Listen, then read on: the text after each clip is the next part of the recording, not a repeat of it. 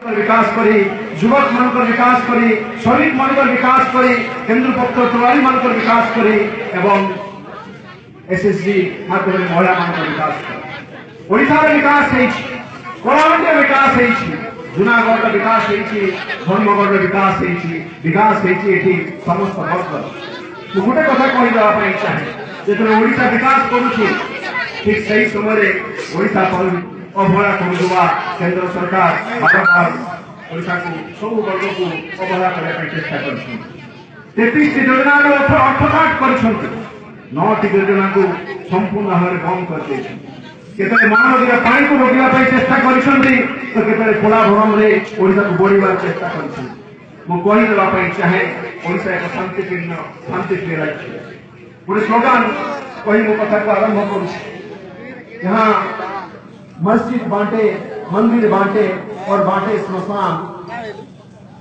कृपा करके बीजेपी वालों यहाँ मत बांटो निशान जो शांतिप्रिय राज्य सब धर्म सब जाति सब वर्णर लोक एकाठी हो ओडिशार विकास स्वप्न देखते ये धर्म को नहीं जाति को नहीं राजनीति करुवा बीजेपी वालों को सावधान करदेवाई चाहे मात्र 6टी विधायक थे केतरे गुड़ीकांड कर अंडा मार्च सफल मार्च जगह नहीं भाई अन्य राज्य नुहे शांतिप्रिय राज्य तेणु ये विकास कथा कह जो 31% केवल भोट पाई आज प्रधानमंत्री होती कहीदेवाई चाहे आज भी भारत में 30 कोटी लोक गरीब सीमा रेखा तले रहा आज भी 31% कॉलेज में गोटे स्कूल में गोटे शिक्षक रहूँ आज 1% लोक 60% संपत्ति मालिक होती सारा भारत एवं जो गुजरात मॉडल कथा कहती 40% अंगनवाड़ी केन्द्र में भित्तिभूमि ना प्रत्येक 3टी छुआ भितर गोटे छुआ को उपस्थित हो जाए देशर प्रधानमंत्री को 10 लाख कोट सुधा पाए आमको प्रश्न करवा दरकार जे 3टी छुआ गोटे छुआ को उपस्थित तुम्हें 10 लाख कोट पिंधुच लज्जा लगवा दरकार अच्छे तुम्हें जो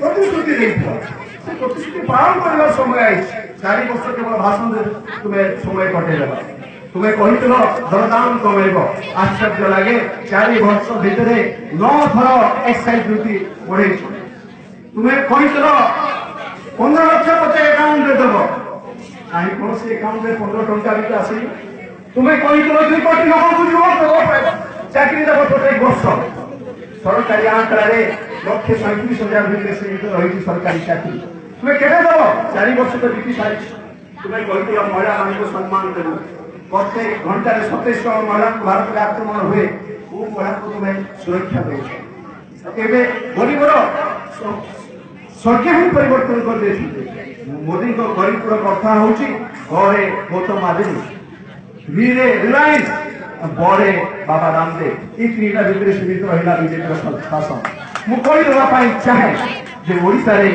आपको चिंता करने पड़ो श्रमिक मान चिंता करने पड़ो केन्द्र पक्ष प्रणाली मान चिंता करने पड़ो शासी आम चिंता करें 4 वर्ष पूर्व जहाँ प्रतिश्रुति देथु पालन करें गला 2014-17 भितर 250 कॉलेज निर्माण करें 2000-2017 भितर 2500 स्कूल निर्माण कर मेडिकल कॉलेज निर्माण कर मातृ मृत्यु हार को 400 ରୁ 200 को पहुंचे शिशु मृत्यु हार को 81 ରୁ 41 को पहुंचे एवं इरिगेशन को आम 24.87 लाख हेक्टर रू 38.16 को पहुंचे आम विकास कर समस्त आम छात्र मान को लैपटॉप बांटी आम मध्याह्न भोजन व्यवस्था कर इलेक्ट्रिसिटी को 26,000 ରୁ 51,000 गांव को पहुंचे विकास कथा कहूँ आम नवीन पट्टनायक कहती कम करते बेसी और सब वर्ग कर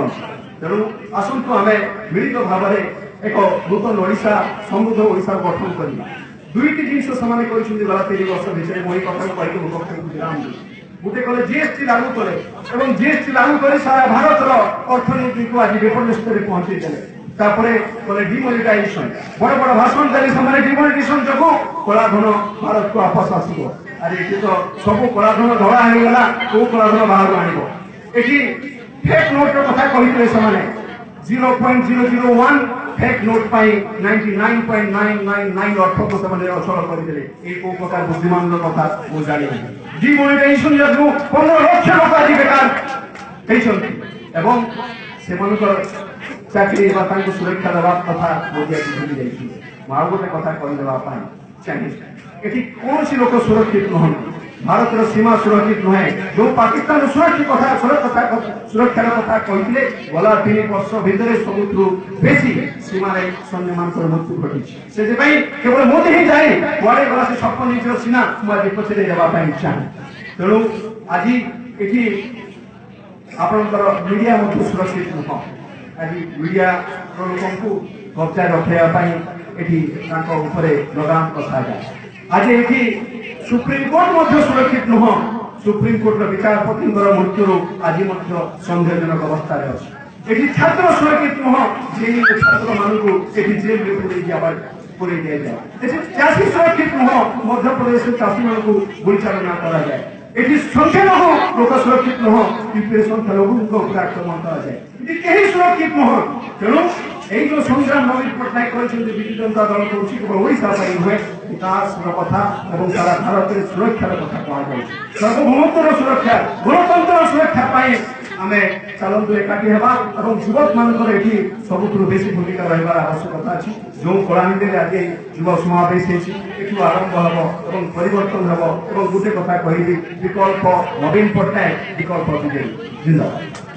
धन्यवाद श्री संचित मान।